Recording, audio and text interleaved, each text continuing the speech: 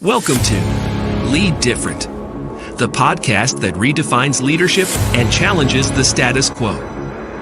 Hosted by Daniel Dominguez, founder and CEO of Why Not Leadership. This show is your compass to becoming a better leader through the power of self-awareness.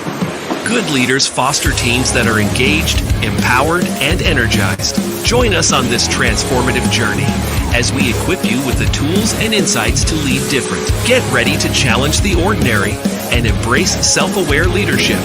This is Lead Different. Subscribe now. Discover a new era of leadership. Lead different, because great leaders change the world.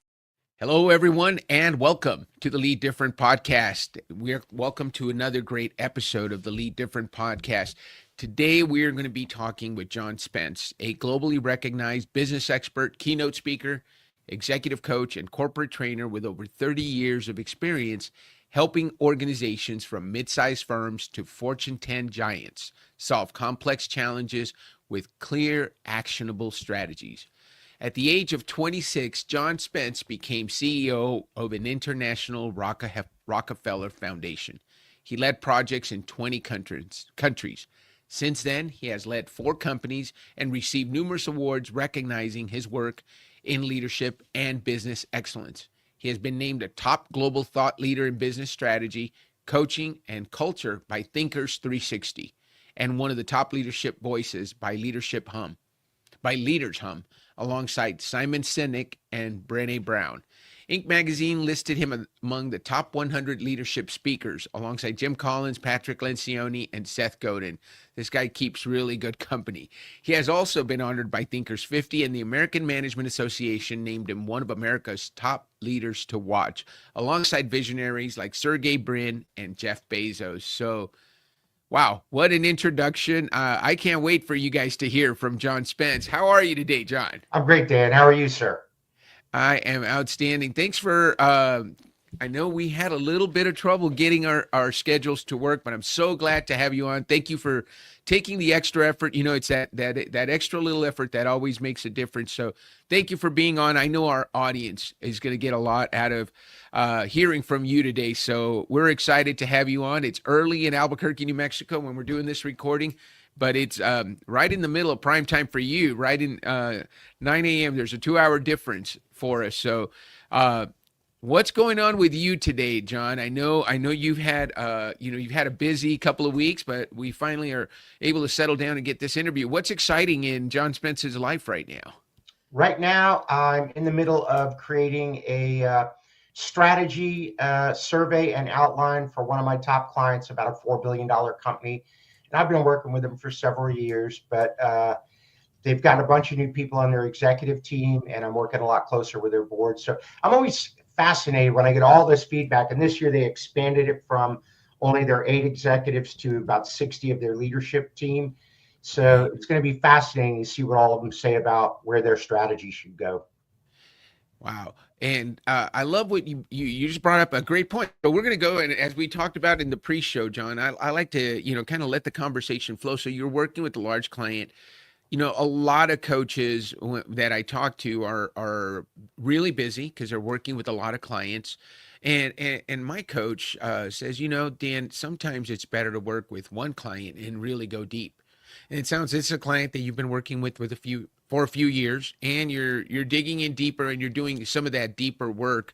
I love, first of all, we got to talk about John Spence's LinkedIn profile, because we're going to get into your profile and what you do, John. But one of the things that I would like you to talk about is, how do you make things simple? You talk, it's on your headline on LinkedIn, and let's just talk about it in in the context of this client that you're working with? Because one of the things you say is making the very complex awesomely simple. Great line, maybe not so easy to do. So I'd love to get into that, and you can put it in the context of this client or other big clients that you've worked with. Yeah, and Dan, I work with clients, like you said at the beginning, in all ranges. 4 billion is fairly large. I work with a lot of companies in the 50 million, 60 million range, and then some in the $100 billion range. My entire career has been based on the idea of pattern recognition. And it got underscored not only by the work I did with you and my overview, my why overview, but also there was a book I read years ago called the Cambridge Handbook of Expertise and Expert Performance, about a 800-page book written by experts about how to become an expert. And it said there's 4 things to become among the best in the world at what you do. Number 1 is passion. I think it just stands to reason if you don't love what you're doing, you're not going to be really good at it. Another one is persistence. And Malcolm Gladwell has talked about 10 years or 10,000 hours. So you got to put some time in. The third is practice. And here's an important point. It's called deliberate practice, which means you have a coach, you've got a colleague, you've got a friend, but you've got someone pushing you to constantly get better and better. And when you go through those three levels, the highest level is pattern recognition. And now that I've said it, your listeners are going to go, I'm hearing this over and over again. So you'll see the books behind me. I read about 100, 120 business books a year, and I have since 1989. And I'm constantly, people ask me, if you've read a couple hundred books on leadership, don't they get redundant? I'm like, yes, they do. And that's awesome, because now I understand the pattern. Right. Well, it's all about the pattern recognition. So would you say those are levels you're going through, John? So the first one is you got to have passion. So it's level 1. That's the first step. Second step, you got to have persistence. You got to continue to do it. And even when it's hard, right? You've got to do the hard things. We're dealing with that. As I said, you and I shared a personal conversation, what's going on with my daughter, but you got to continue to do it. Even the stuff that's not fun, you got to do it. Yep. And then practice, deliberate practice. I love the thought of that. I boxed when I was a kid, and my boxing coach, he said it's not about just practice, it's about perfect practice.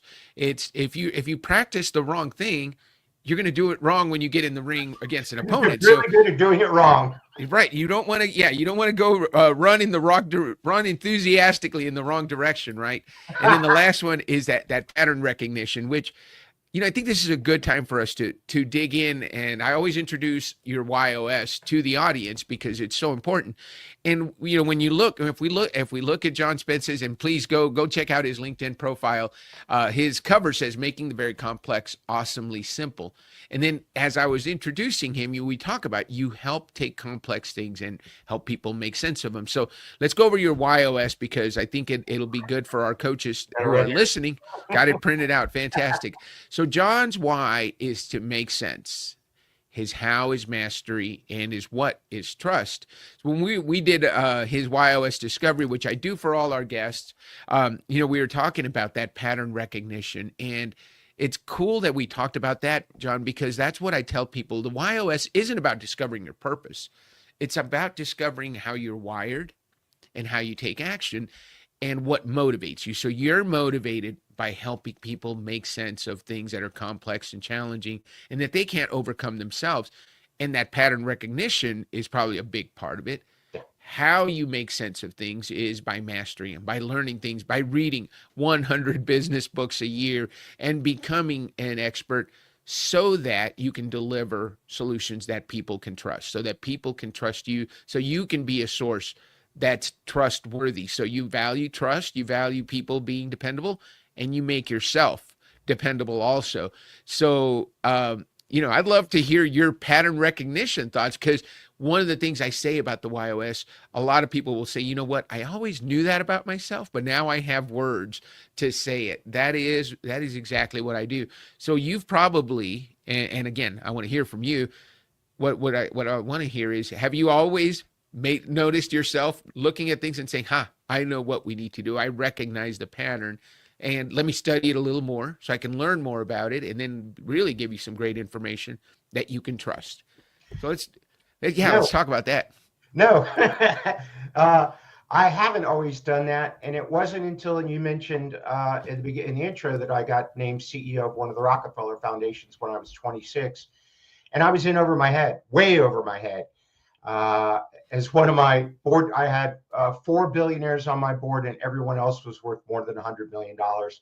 And one of my directors said, "Son, I got socks older than you." So I realized that I was going to have to learn and learn fast. And one of the ways I did it, my first mentor, a guy named Charlie Owen, every Monday he'd sit down, he'd walk in and put a book on my desk, and he'd say, "I see you Friday for lunch, and you're going to make a book report." And on Friday we go to M's Home Cooking for chili day and cornbread and tea, and he would beat the hell out of me and ask me questions, and why do you think the author, but then he changed something that made everything different. At the end of our conversation, you always say, "What are 3 things you're going to take away from the book and implement immediately?" And over 6 years of doing that, and all the books I was reading, I started to realize that they were all saying some of the same things. And that if I were to just study the pattern, I would be able to take the wisdom of all these other really good business people who'd been doing it for years and boil it down to sort of a system that I could apply in my organization. And then every career step I've had since then has been in organizations or companies that I've owned, where the entire foundation was taking lots and lots and lots of information and make it easy to understand. Then the other part that Charlie taught me, and applicable. How can I take this simple idea and turn it into action in my organization or in my life immediately? Yeah, because simple isn't always easy, right? Very true. One of the challenges we can have, and I share makes sense with you, when we can process information quickly and recognize patterns, is other people don't. And so it's real easy to get in front of our skis and say, "All right, I know where we're going." And our team, if they don't understand where we're going, and then now you're skiing downhill by yourself, right? And you think you've got a team behind you, but they're all confused. How do you help people understand? How do you overcome that? Because one of the challenges of being someone who processes information quickly and can make sense of it is that maybe we come across as impatient sometimes, or we're sitting there drumming our fingers while everybody else is recognizing the pattern you saw an hour ago, right? How have you handled that in your career? Because you're obviously very successful and you've been able to advise big companies, leaders at a high level. How have you been able to overcome that in a positive way so that it helps people understand? Yeah, and I can put dates on some of these things. Around when I was 33, I thought I knew everything. When I went into corporate boardrooms or companies, small companies, I would stand toe to toe with the CEO and tell him what to do. "You got to do this and that and this, blah, blah, blah." And then one day I woke up and realized I wasn't right, that there were multiple ways to do things. And I stopped trying to be right, and I started to be curious. So I have gotten away almost completely of telling people what to do, and sort of asking the questions that are going to guide them in the direction, not in a manipulative way, but guide them to the insight. My goal is always to get the other person to tell me what I wanted them to learn. And another way I do it in my coaching practice is I assign homework, kind of like Charlie did with me. If someone is struggling, let's say, with their executive team, I happen to read a Harvard Business Review article this morning on dysfunctional executives teams. If I had a client struggling with that, I would send them that article and maybe a video, maybe another article. And then we get on the phone and go, "What was the pattern? What did you see? What did you learn from that?" And then I'd ask questions, and then typically they will ask me for advice or guidance. And I'll say, from my point of view, here's some of the things I've seen, and this is sort of the pattern as I've seen it, or this is the situation.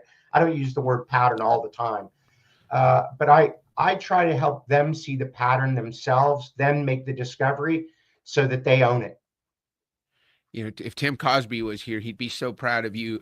He's our conversational management partner for Why Not Leadership. And one of the things he says is the key to great leaders ask great questions. Yes. The more questions we ask, the more we learn.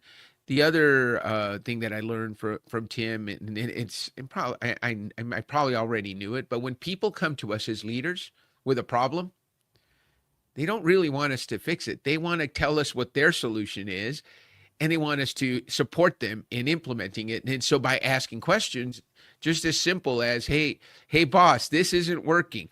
Instead of saying, well, here's what you got to do, ask them, well, what do you think we ought to do? Have you come up with any solutions? I bet you're great at asking questions. What are some great questions we can ask what are some great questions leaders can ask when their people come to them with problems to help them solve the problem themselves? Well, the biggest ones I'd say is, what do you think would work best here? And the word I always try to use, I trust you. You know more about this than I do. I'm happy to give you some input, but I really think that you would have a better solution than I would come up with. Yeah. And tell us about that evolution, John, because that's an important evolution that all leaders must go through. I work with small to mid-sized company founders and CEOs, and one of the biggest things that they struggle with is letting go. Right. Because they started out by themselves and maybe one partner, and now they've got a crew of 30, 50, 100, 500 employees, and they're still doing things as if they just started the business yesterday. Right. They still have habits that they developed that they want to continue to do because that's how we got it done. What's the biggest challenge you help those leaders overcome when you come in and they're trying to do it all? Yeah, I try to explain to them that, there's levels of leadership from one standpoint is when you start the business, you're doing the work.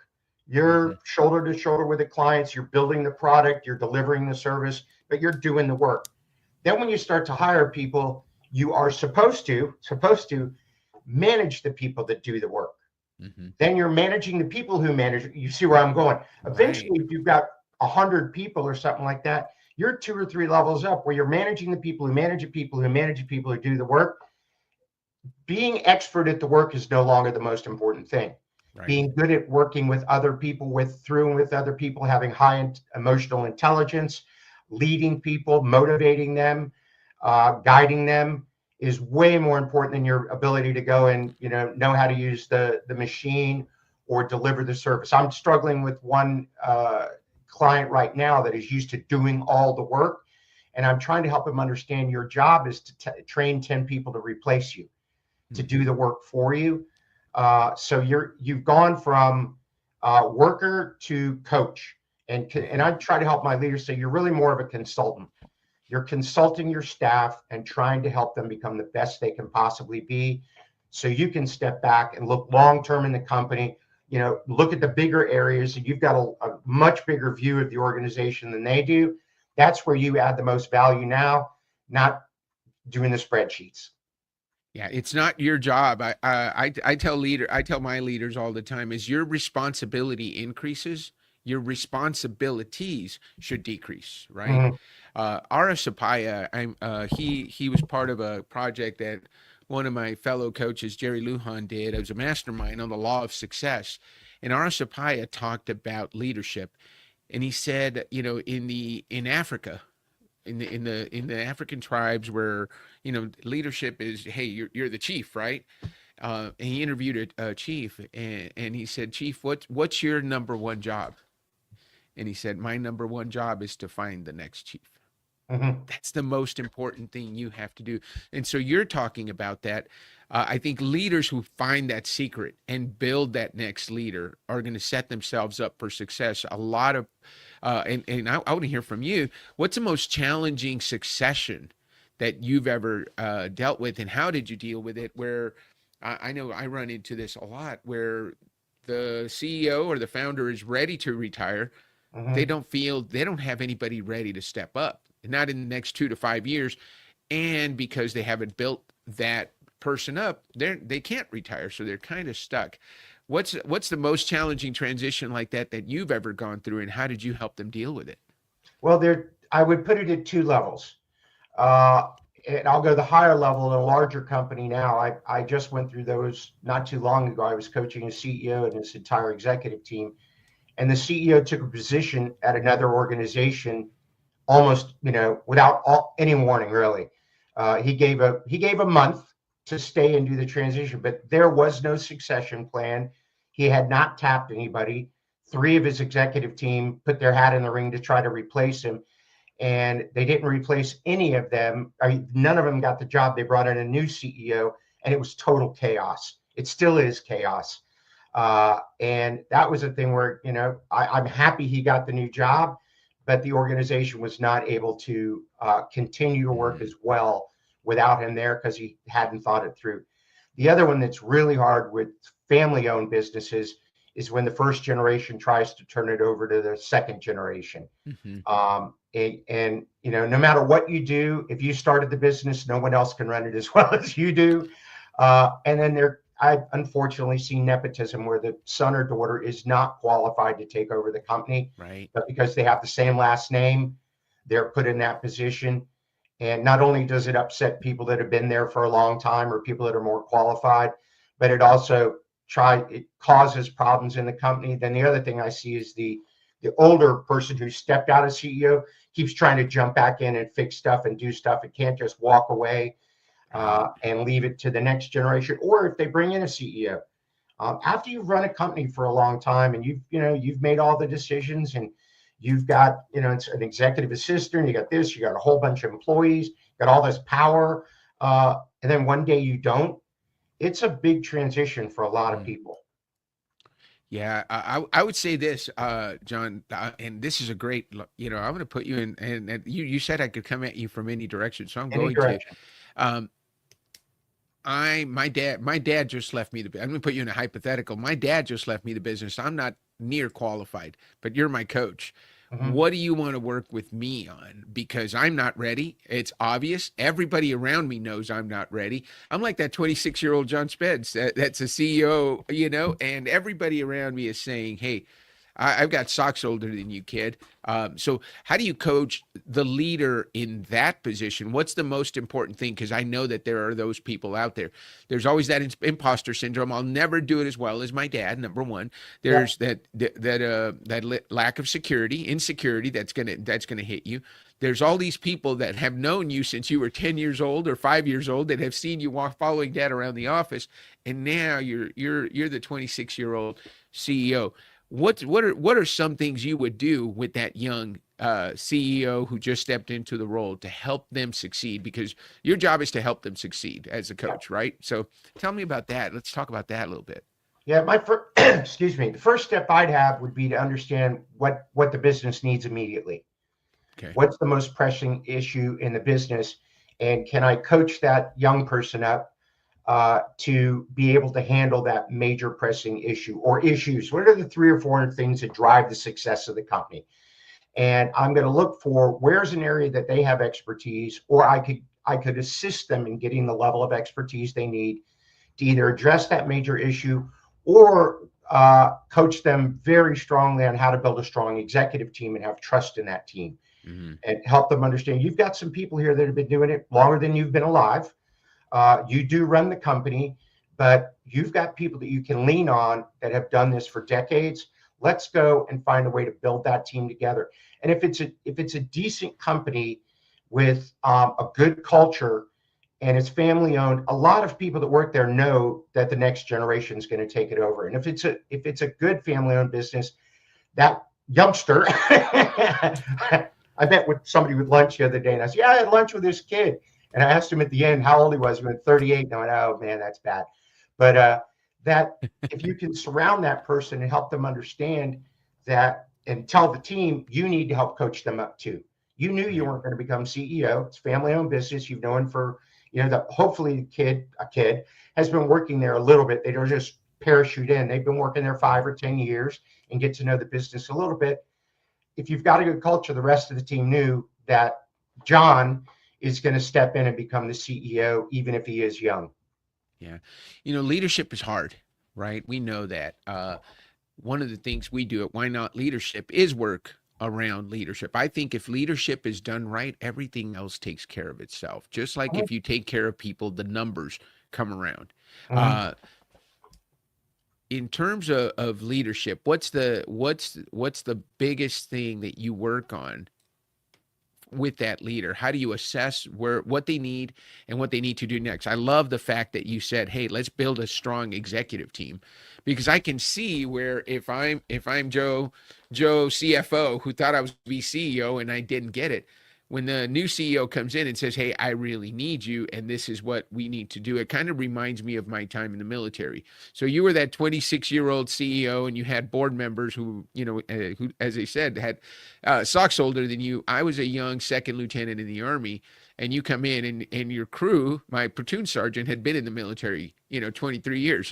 I was, I think, 23 years old. So, and I'm his boss, right? And so you get put into those situations. You either lead, follow, or get out of the way, but something's going to happen, and you either step up to the challenge or you don't. You were put in that situation, and now you're coaching people that get put in that situation. Leadership-wise, what's the most important thing you can do for that young leader to help them take the next step? Help them understand that everybody had a first day at work. Every CEO had a first day they sat in the office. Every single person, the top CEOs in the world had a day they showed up that they'd never done it before. And then you mentioned the word earlier, imposter syndrome. I try to help them understand that everybody at some time feels that they don't belong where they are. Mm-hmm. And that, and me included, I definitely I wasn't where I should be way back then. And then, I actually worked with a CEO the other day that's going through, or actually an executive, going through some real challenging stuff in their company. And she was feeling a little stressed and burnt and overwhelmed and didn't know if she could handle it. And I said, this isn't a problem. It's an opportunity. This is an opportunity to help other people's lives, to take care of the, when I was a young CEO, every company I've run, I used to lay awake at night and worry about all the kids I had to put through college. And I have no kids. I thought about the kids, the mortgages, the cars I had to pay for. But I didn't look at that on a negative side. I thought, what a great opportunity it is to help these families. So I try to turn that fear into courage, the courage to lead, and the responsibility, the honor of helping people have wonderful lives. And you just said something beautiful, which is if you take care of your people, the numbers seem to work out just fine. I got all these little phrases I use, but here's my favorite one around this. The customer's experience will never exceed the employee's experience. Yeah. Oh man, that's a good one. How you treat your people is how they're going to treat your clients, right? And that's a beautiful beautiful phrase. When it comes to leadership, and I want to go back. I want to take you because I think this is important, not only for fellow coaches but also for leaders who are listening. How do you go from that 26 to 30-year-old who knew everything to the reflective, more question-focused, people-focused leader that you are today? What were some of the hard lessons maybe that you learned that helped you make that adjustment in yourself so that now you listen more and you act less and you know less and you know that you know less? I think the lesson is you don't know everything. So take us through that evolution in your life, John. Yeah, I'm 61, and on my 55th birthday, I came up with a phrase. I now realize I know very little about almost nothing and almost nothing about everything else. And I seem to know less and less and less more every day. The more I read, study, and learn, I'm like, oh man, I'm in over my head here. But a couple of things changed me. One was realizing that oftentimes when I tried to push my ideas on people, sometimes they listened and made really big decisions based on not my advice, my direction. And then I remember getting in a car with one of my partners one time. I said, do you realize that they're going to spend tens and tens of millions of dollars based on what we just told them? I hope we're right. And that was when I said, I don't need to be telling people how to spend $100 million or $5 million if you got a small company on that side. Then the other thing is there's a couple of CEOs that I've worked with. I don't do just coaching. I do a lot of training, development, speeches. And I've got a couple CEOs I work with that I really, really, really admire, and executives. And I just watch them. I learn from them. I learned from looking back at Charlie, who was my mentor. Charlie never told me what to do. Mm-hmm. I got an education like you'd ever seen. He'd call me and say, be at the jet in an hour. We're headed to this meeting. And I'd go sit in, and this is back, years ago. I'd sit in very large meetings where they were negotiating, $100 million deals. And he would say, sit in the back and take notes. Don't say a thing. And then after we were done, he'd say, what did you learn? What did you see? What would you have done differently? What mistakes do you think our side made? What mistakes do you think the other side made? He never told me about how to be a good negotiator. He just put me in the room and then quizzed me and questioned me. And when I look at the other executives and leaders I know that I consider among the best I've ever worked with, they're incredibly curious. They ask great questions, and they are intense listeners. So that's when I made the shift. That's really good. I think it comes with age, right, John? I think the older I get, the more I realize how little I know. And I think there's a point at where you think you know a lot, and then when you start asking questions and digging deeper, you realize you know a little about something. There's so much more to learn. As a guy with the how of mastery, though, I can imagine that thirst for knowledge and learning. I mean, I try to read a book a week. So my goal is always 52. And that gets me to maybe 40. Or, I can get to 40 a year because there's busy weeks and there's times that I don't get to them. My library is not near as full, although I've got a few more on this side that you can't see. You do that. That's a great discipline to have, to read 100 books a year, and to get something out of all of them. How are you able to cultivate that habit? What is it that you do? How is it that you fit it into your day so that you get it done? Because that, I can imagine that could be time consuming. I know now we have audio that we can do, and we can listen while we're in the car. How do you prefer to read a book, number one, and how do you get to 100 books a year? So you said something great. I'm a big fan of Adam Grant. We both teach. I'm a guest instructor at Wharton, and he's an amazing guy. I love his books. And I was listening to his latest book. When I drive, I listen. And one of the ways I read a lot of books is when I travel. I read. I don't watch TV. I watch the news. I don't watch movies. And here gets down to your point is he talked about the people that are really good and plateau, like let's say a musician, really, really good, highly talented, get to a part, and then all of a sudden they plateau. The ones that keep going and going, they have a difference in what they say. One says, I have to practice, and the other one says, I get to practice. So actually reading takes zero discipline for me. I don't have to read a book. I get to read a book. And I get to learn, and it's exciting. So for me, I never have to sit down and, I have to read today. I block time. Like after we finish today, I'll go take myself to a local little diner and have 2 eggs and 1 piece of toast for breakfast and read for an hour. And I've had that sort of a routine of doing that for years. And then don't forget, you and me and a lot of the people listening, our job is to learn. Our job is to learn so we can help other people. So, being reflective, learning and listening is part of our craft. And then one of the other things I think is interesting, the average business person, just Joe Schmo or Sally Smith or whatever, reads roughly the equivalent of a half a business book a year. If you were to read the equivalent, and this includes YouTube videos, podcasts, audiobooks, but the equivalent of 6 books a year, you're in the top 5% on the face of the earth for self-learning. And if you were to read 12 books a year, you're in the top 1 to 3%. So I try to help the executives I coach understand that sitting at your desk reading is not goofing off. It's really, really important. Yeah, it's so important. I'm coaching someone right now, John, that I gave him 2 books and he read them both before our next coaching session, right? So it was one of those like your mentor where give you a book on Monday and expect you to be able to give him a book report on Friday. I wasn't expecting that. I was expecting him to read a chapter and come back with a couple of questions. And it was like, I read the whole thing. I'm implementing these things.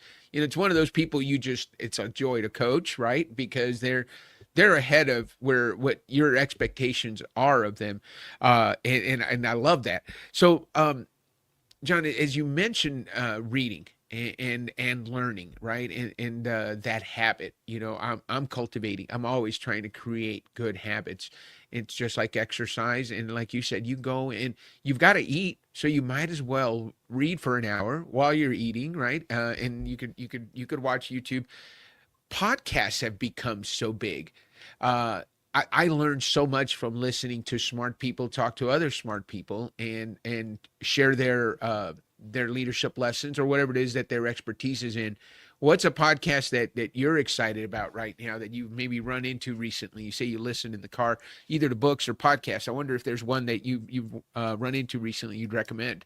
Yeah, I will. It's going to be a unique one. I listen to a lot of podcasts, and but the one I'm hooked on right now is actually one on how to implement artificial intelligence in marketing.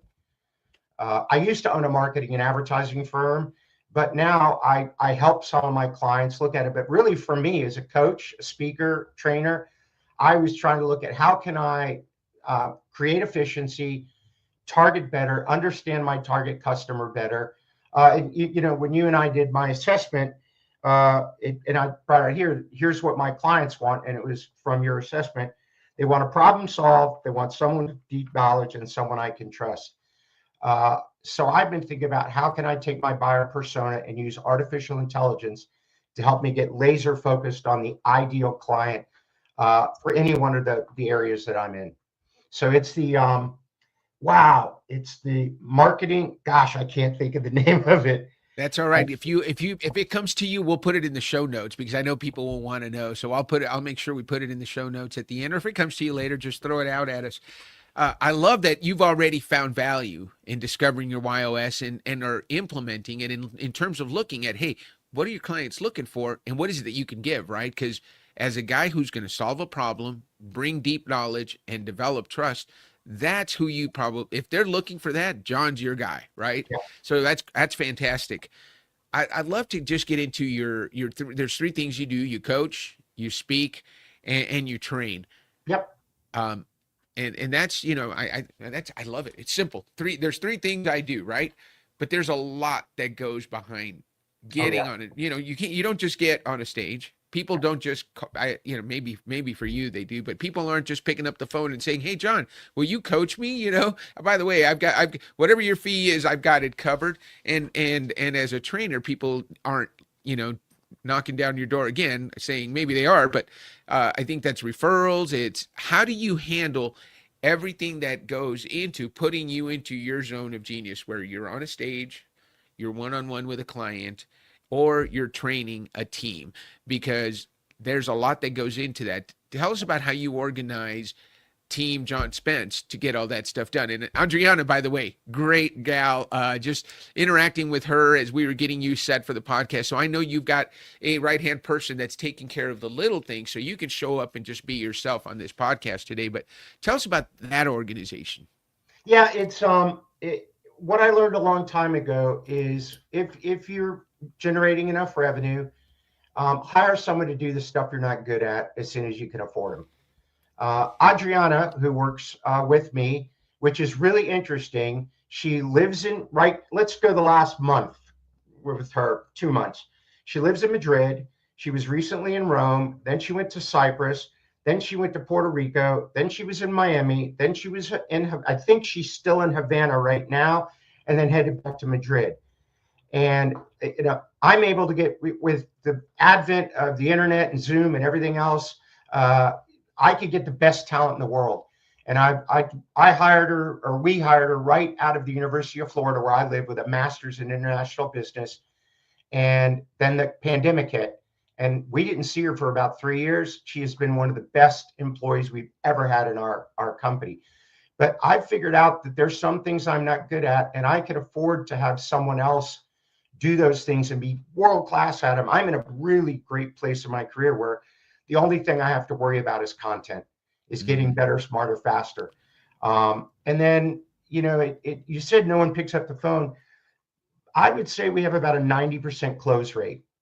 When someone is interested in working with me, it's usually from referral, right, or they've seen me speak. And the only time we lose someone is price, is if we're way out of their price range. Right. But we've worked hard on that last one of mine is someone you can trust. Actually, I've asked a whole bunch of my clients, what's the pattern of why they hire me? And I boiled that down to a simple thing: research, real life plus real life plus passion equals ROI. Research. You'd be hard pressed to find anybody who studies as much as I do. If I give a keynote that I've given a couple hundred times, I will still spend 4 to 5 hours preparing for a 45-minute keynote on a topic I know very, very, very well, because I customize it. And the largest group I've ever given a speech to is 26,000. And for those of you that get nervous speaking, I was giving a speech the other day to 22 people, and I was nervous, shaking, and sweating. Yeah. So that it never really goes away. But I'm freed up now to spend hours preparing. Even though I've done stuff for 30 years, I wanted to constantly get better and better and better. So I've got a social media person, Domingo, and I've got Adriana that runs everything. And my wife is my business partner, and she runs all the contracting and negotiating. So I've got a great team behind me that allows me to do nothing but try to improve my craft. Do you mind repeating those? Research plus real life passion equals ROI. Yeah. And I stopped in the middle of it. Thank you. Research, you'd be hard pressed to find somebody. Yeah. Real life, I've been the owner, CEO of 4 companies and with all those other companies. Passion, it's pretty obvious for my clients to see that I'm passionate about helping them. Right. I'm passionate about being good at what I do. And then because of those 3 things, they always get a high return on investment for the money they invest in me. Love it. And I like to, and I don't have kids, so I'm not trying to build up a massive amount of generational wealth or anything. But people who are starting out in the business, I tell them the size of the problem equals the size of the paycheck. Right. If you're helping a company solve a multi-million-dollar problem, a fairly high fee is a drop in the bucket compared to the size of their either opportunity or problem. So I tell coaches, the further you can get up on helping people solve really big problems, the more valuable you'll be, and the better your financial position will be. No, that is, and it comes from doing the homework, right? Yep. You mentioned, this is key, I think. You said it, if you can, as soon as you can afford someone, hire someone to do what you're not good at. I say, my first year, I paid my team more than I paid myself, because I knew that I was never going to get to the level I needed to get to without a team to do those things that I'm just not good at. Right. So I would change it, and I'd love to hear your thought. Even if you can't, I'd say hire someone to do those things that you are just not going to do well at, because your clients are going to notice that when you're not doing the follow-up, when they're not getting their stuff on time, when you're not prepared, right? Imagine showing up at a keynote for 22 people or 25,000 people and not being prepared because you were too busy getting out a contract to that next client or proofreading an email that had to go out. I can't imagine how unsuccessful you would be if you're trying to do those things. What are your thoughts on that in terms of, I agree. Maybe you invest early on that. As soon as, luckily at this stage, I'm in a different position. Right. But early in my career, I had people helping me, and oftentimes they did make more money than me. And as I progressed, I hired more people. And another area that I think about this too is like washing my car, mowing my lawn, doing the laundry, blah, blah, blah. I don't do any of that stuff. Neither does my wife. But because I figure if I can pay someone to mow my lawn, as long as I spend some of that time either with my family doing something I enjoy, or working on the business, I can make enough money in a month or shorter to pay for somebody to do those things to free all my time up again. So yeah, if you're not, like, I've always had a bookkeeper, even if I couldn't afford one, because I am absolutely horrific at that. So many, many years when I wasn't making a lot of money, I still had somebody else do all the bookkeeping analysis, tax work, and everything, because I knew I would mess that up. Yeah, and in the Pareto principle, right? You know the 80-20 rule. 80% of your revenue comes from your top paying clients. 80% of your productivity comes from 20% of your sales of your team. I think also 80%. We got to spend 80% of our time in our zone of genius, Yep. doing what I call that what we love to do and what we're good at. If Mhm. you're good at it and you love to do it, spend as much time as possible. There's time to do those things you're not good at that you love to do, like golf for me. Yeah. I'm not great at it. I'm not going to make a living at it. I know that, but I love doing it. So maybe I spend 10% of my time doing that. And then there's the stuff that we're good at that we don't love to do, which, for me, that's, like you said, accounting. I'm great at math. Did really well in math in school. I hate accounting. I have to have a bookkeeper and an accountant, because if I don't have that, I'll go to jail. I will not keep track of expenses. Myself, yeah. I prefer not to be in trouble with the IRS. Yeah, it's a good thing to make sure we take care of those things. So I'm spending about 10%, and then there's the block that I hate the most. It's those things you're not good at and that you don't love to do. Those are the things you've got to find somebody to do that. And you should spend 0 time in that square as soon as you can. Hire somebody to do it, or just don't do it. Right? If you can afford not to do it, don't do it. So I love the thought of, hey, as soon as you can, find somebody to do the things you're not good at. Here's the other part that I know, John, and I'd love to get your thoughts on this, is there are people who love doing what we don't love to do, right? There's a reason people go into accounting, because they like numbers. They like figuring things down to the penny, right?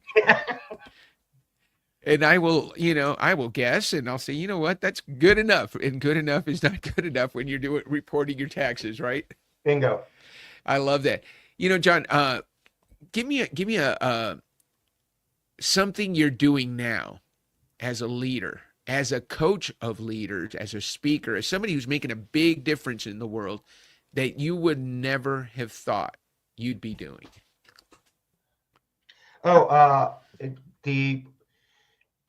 Some of the things is the size of the audiences I speak to. Yeah. I mean, I never thought I'd be doing what I'm doing right now, period. Let's just put it that way. Yeah. I'm highly introverted. I don't like being around people. I get really nervous in front of small groups, big groups. So the idea of standing up in front of large groups or in front of groups of executives and sharing ideas and things like that, terrified me. Still does. Yeah. But I never in the world thought I'd be doing what I'm doing now. And then the other thing is the international travel that I'm thankfully, from working hard, respected well enough that I get invited to go across to New Zealand and other places. And I oftentimes on the plane flight, I'm thinking, why in the world did they hire me? Why am I flying to the other side of the world to help somebody? So that's pretty exciting too. And how do you overcome that for yourself? You obviously are really good at it, because I've seen your TEDx talks. You're a great speaker. I've seen you. I'm watching you interact with us, with our audience here, and you're doing such a great job. What do you tell yourself to just get over that? Oh, by the way, this is, because sometimes I think you have to connect the dots going backwards. I know I have to go back. And when my team and I started looking at my stories, here's the stories you've got to tell. I was almost surprised that, oh, you've done some pretty cool things, right? But you don't realize it when you're going through it, because you're too busy going through it. So how do you talk yourself off the ledge when you're asking yourself, what the heck? Why are they hiring me? 2 things is I will remind myself that I haven't messed anything up too bad so far, that, I've only fallen off the stage once or twice in my entire career. So I've got a good track record. I've gotten great feedback. So I tell myself, you've done this before, you've done it well, it's going to turn out all right. And then the other thing is I just try to fill myself with an overwhelming feeling of loving the people I'm working with and trying to help them. I mean, when I talk to an audience, I will often, if I'm backstage, look out through the curtain at them and just imagine that they're all my best friends, and I want to help them, and I love them, and I care about them, and I want to do everything I humanly can to give them the best information, the best ideas that I possibly can to help them be successful. And our mission is to help businesses and people be successful. I just try to shower them with love and help and support. And I think that comes from your purpose, right? I mean, I think at the end of at the end of our life, you want to have done, you don't want to die with that great idea inside of you. You don't want to die with that great potential inside of you. You want to give it, leave it all here. Leave it for the next generation. I heard a pastor speaking on a podcast the other day. He said, you know, to put it really, they asked him about his legacy. What do you want your legacy to be? He said, you know, I don't care about my legacy, because guess what? When we die, there's very few of us, you know, of course, past presidents, you know, celebrities maybe, but when we die, you know, within about 6 months, people stop talking about you. Within about a year, they've forgotten about you. Nobody's going to care, you know, what Dan Dominguez did when he was here. But life is a relay race, he says, and the better job we do of handing off that baton, what you talk about, training that successor, all the thousands of people you've impacted with your speaking, with your coaching, with your training, that's the handoff. That's the legacy, right? Your mentor, Charlie. How he's impacted you. You're telling me this story. I may or may not remember Charlie's name, but I'll remember the impact that John Spence had on me and my audience today. And that came from Charlie. So it's more about, I think, that feeling of purpose. So if you had to say, what is your big purpose? Now I'm getting into the big why. And I know you know Simon Sinek, and but what do you think your purpose in life is? What is it that if you do this really well and you do it to the best of your ability, you're going to make a dent in the universe before you leave? It's funny. I teach a class on personal development, self-leadership. And one of my questions in that class, one of them is, what are your personal core values? And I will ask them, I usually get a class of about 100 people, and they're almost all senior executives. This is the class I teach at Wharton. I will ask them, how many have a written list of your personal core values that you use to live your life by on a daily basis and to make all the major decisions in your life? Out of 100 people in a room, typically only 1 or 2 have, which is mind-boggling to me, how you go through life without knowing what's most important. So I'm sharing that with your audience, that would be a great thing to do. And then I also ask them, what's your mission in life? And I've been teaching this for decades and had tens and tens of thousands of people go through this class. And everyone, so far, everyone has said the exact same thing: to serve other people, to help other people, to be, to help other people have better lives, whether it's their family, their community.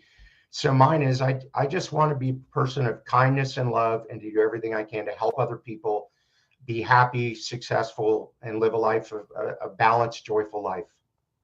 And that is not a bad set of core values to espouse, and not a bad audience that you're serving, John.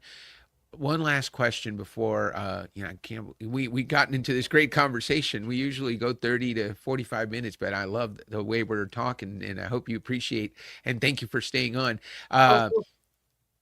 Tell us about your biggest why not moment. So our company is called Why Not Leadership, and this is a Lead Different podcast. And the way I define a why not moment is a time in your life when you said why not to something. A lot of time, I tell people all the time, when we die and when we're on our deathbed, we're not regretting the things we did. We're going to regret the things we didn't do. What's something you're so glad you said why not to, and that you did it because it's turned out so great?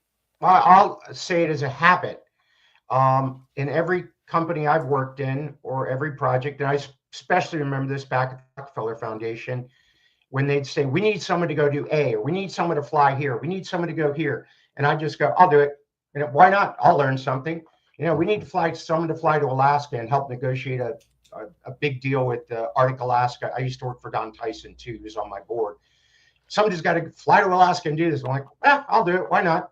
And that was one of the biggest things that throughout my career, whenever someone threw out a challenge that no one else, that other people were afraid of, or other people want to do, or it would be inconvenient to get on a plane and go someplace, I'm just like, yeah, whatever, I'll learn something. Let's go. So that's been a theme, a pattern throughout my whole life of someone throws a big challenge out that nobody else wants to handle. I'll just say, why not? Let's try it. I think it'll turn out fine. Everything will be all right. And you did that at a young age, and look at the amount of knowledge and wisdom that you gained from that. I interviewed Amy Brusky yesterday. She's going to be airing soon.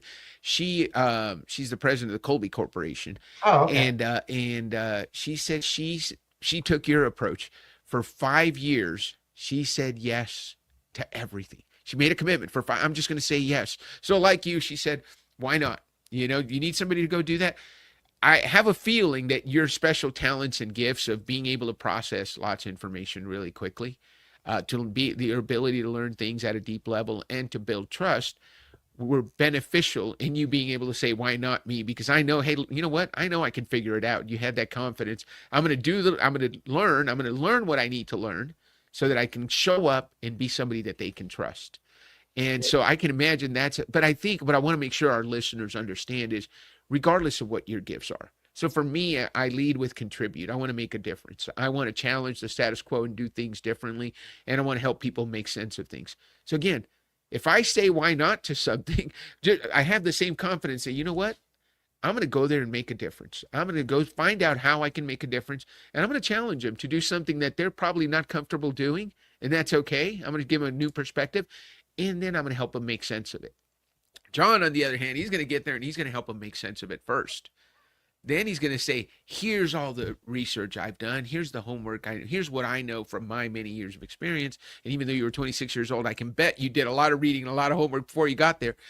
So you could be ready so they could trust you. So I think it's a matter of, hey, what are my natural gifts? What is it that I'm naturally motivated to do? And then just leaning on those gifts. A lot of people, and this is a great question. I can't believe I didn't ask it of you. A lot of people, when we do the YOS assessment, there's 9 Ys. A lot of people want to work on their number 9. Oh gosh, that's my number 9. So does that mean I'm not good at it? No, it doesn't mean you're good at it. It's just not, you're not genius at it. John is at his best when he's making sense of things, learning things at a deep level and helping people build trust. Whatever your number 9 is, if your number 9 is doing things the right way and creating processes and systems, you don't worry about that. Work in your zone of genius. It takes a lot less energy to get really good at what you're good at than it does to work on your number 9. What do you say to someone when they say, "Oh, I stink at this"? I think unless it's a vital part of your job function, don't worry about it. Work on what you're good at and get really good at that. What are your thoughts on that? I see this. I used to, well, still corporate training all the time is someone would take, an assessment, or they get their annual review, and they say, "Wow, you're really good at these 3. Scale of 1 to 10, you're an 8 or a 9. However, these areas down here, you're a 3 or 4. So we're going to train for that." And here's what I've always told them: if someone's a 7 and you coach them and they get to a 9, that is awesome. If you work, if they're a 2 and you work really hard, you might get them to 4, which is below average. Right. Why not invest in making someone really good, then find someone whose weakness or whose strengths are that person's weakness and put them on the team together. That way I've got 2 8s or 9s instead of me trying to make this person struggle to do something that, because of who they're just not probably ever going to get there, or the amount of effort just to get them to average. If it had been spent on getting them expert, it would have been a much better part of time for them. Wow. That is genius. I love that. Why not have a bunch, take your 7s, get them to 8s and 9s, get your 8s and 9s to 10s, and let someone else who's an 8 or 9 or 10 and what they're a 2 work with them, right? Put them together, because Amy talked about that. She talks about her strengths and how she surrounds her people with, and a lot of people would say they're opposites. She says, they're my compliments. Yeah, they compliment me because they're strong in where I'm not, right? Where she's a very an idea person, they're implementers. Great. Every great idea needs somebody to implement it. And they they can't brainstorm their way out of a paper bag, but she can. So let's do it. Let's work together, right? And let's get some great ideas and implement them. John, this has been so much fun. I have really enjoyed getting to know you better over the past few weeks, and having you on the show. Guys, if you're listening to the Lead Different podcast, don't forget to hit the subscribe button. Don't forget to comment. If you learned something new from John today, let us know what you think. Ask him a question. I know that I'm going to keep in touch with him. And if something comes up and I don't have an answer to, we'll make sure and reach out to him. So ask your questions. Reach out to John. John is on LinkedIn. Where else can people find you, John? JohnSpence.com. That's so simple. That's creative, isn't it? No, you know what that is? That is perfect. So you can reach him at johnspence.com. He's a speaker, he's a coach, he's a trainer. I know he's already very busy, but if you think you could gain from him, I know he's got a great website where you can get a lot of value just from visiting. So, John, what do you say we end the show on that note? Why not? Thank you so much for being on the Lead Different podcast, for sharing your wisdom with our audience. And guys, we'll see you next week on the Lead Different podcast. This is Lead Different. Subscribe now. Discover a new era of leadership. Lead different because great leaders change the world.